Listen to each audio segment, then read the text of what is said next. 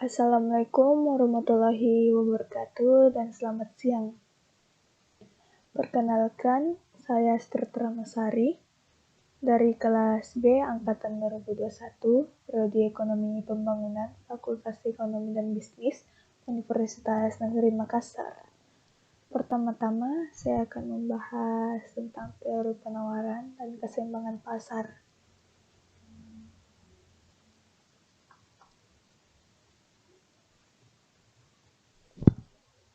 Kita masuk di membahas tentang teori penawaran. Penawaran dalam teori ekonomi memiliki arti berbagai jumlah barang yang ditawarkan pada berbagai tingkat harga dalam periode tersebut.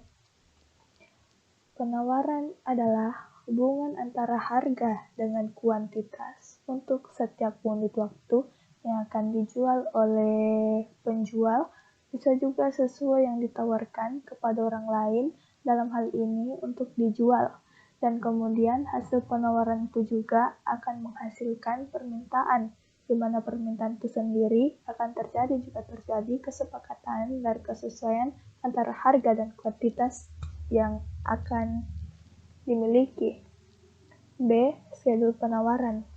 Cara untuk menunjukkan hubungan antara jumlah barang yang ditawarkan pada suatu tingkat harga dapat dilakukan dengan membuat schedule penawaran.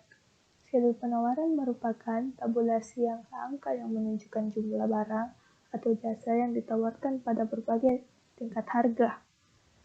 Kita bahas tentang kurva penawaran. Cara lain dengan mengembangkan hubungan antara harga dan jumlah barang yang diminta adalah dengan menggunakan kurva penawaran. Kita membahas tentang kurva penawaran. Harga naik, kuantitas naik, faktor penentu penawaran, ada 1. Teknologi, 2. Harga barang input, 3. Ada harga barang terkait, 4. Ada kebijakan pemerintah, 5. Ada penaruh khusus, dan di sebelah kanan juga ada tabel kurva penawaran. Penawaran juga memiliki fungsi penawaran, yaitu QS, diartikan dengan F, PA, diartikan dengan harga barang, S, diartikan dengan ketersediaan faktor produksi, F diartikan dengan keadilan iklim, X diartikan dengan pajak atau subsidi, T diartikan dengan teknologi, QS diartikan F jika di luar harga konstan PA. Kita masuk di teori keseimbangan pasar. Sebelum memasuki teori keseimbangan pasar, saya mau membahas sedikit tentang kurva penawaran. Kurva penawaran ada pergeseran dalam penawaran. 1. Ada biaya produksi turun. 2. Penawaran mulai meningkat. Contoh tabel di bawah ini. Kita memasuki di teori keseimbangan pasar. Keseimbangan pasar merupakan kondisi di mana jumlah barang yang diminta dengan jumlah barang yang ditawarkan pada tingkat harga tertentu. Keseimbangan pasar juga dapat dipahami sebagai suatu kondisi di mana harga produk yang ditawarkan sama dengan harga produk yang diminta oleh konsumen. Ketika titik keseimbangan pasar tercapai, maka tidak ada kecenderungan perubahan harga atau harga cenderung tetap.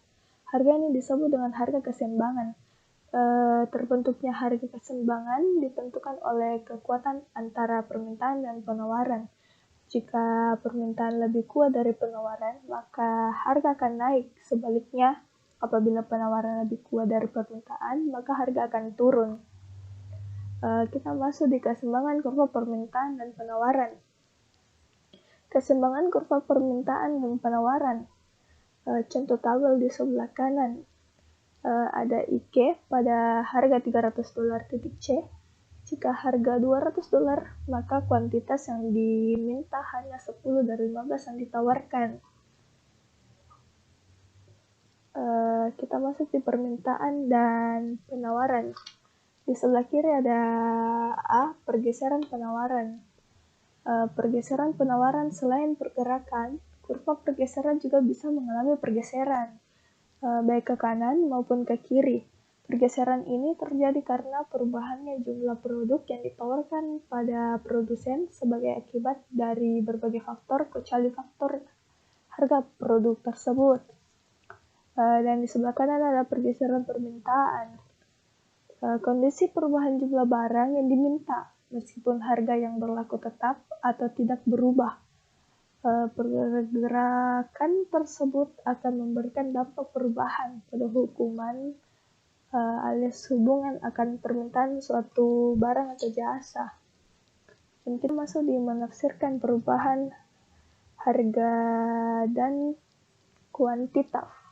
Di sebelah kiri ada pergeseran permintaan. Tabelnya juga ada sebelah kiri dan sebelah kanan ada pergeseran si panjang kurva permintaan. Dan tabelnya sudah ada di bawah. Perubahan permintaan atau penawaran. Beberapa kemungkinan terjadi adanya satu perubahan mungkin berlaku ke area yang sama, yaitu sama-sama mengalami kenaikan atau penurunan. 2. Perubahan mungkin berlaku ke area yang berlawanan, yaitu permintaan turun tetapi penawaran bertambah atau sebaliknya. 3. Apabila pertambahan permintaan sama dengan perubahan penawaran, maka tingkat harga tidak berubah. Apabila apabila pertambahan permintaan kurang dari pertambahan penawaran, harga akan merosot. Kita masuk di imigrasi. Di sebelah kiri ada imigrasi saja, beserta tabelnya. Mengenai perpindahan penduduk dari suatu wilayah tertentu ke wilayah yang lain, sehingga membuat sejarah perjalanan seorang ditentukan melalui perpindahan tempat tersebut, karena manusia akan tua dan meninggal di daerah yang dialami. B. Ada imigrasi ke kota-kota yang berkembang. Imigrasi juga dapat digunakan sebagai strategis investasi dengan tujuan untuk meningkatkan pendapatan yang diharapkan di masa depan dan memperoleh keunggulan dari upah yang lebih tinggi di tempat lain, misalnya di daerah perkotaan yang berkembang. Terima kasih, sekian dari saya. Jika ada salah kata, mohon dimaafkan. Assalamualaikum warahmatullahi wabarakatuh dan selamat siang.